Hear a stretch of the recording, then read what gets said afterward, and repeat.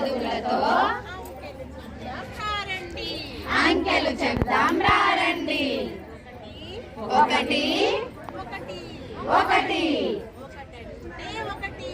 ఒకటంటే ఒకటి, చల్లని చందమామ ఒకటి, చల్లని చందమామ ఒకటి, చల్లని చందమామ ఒకటి, ఒకటి ఒకటి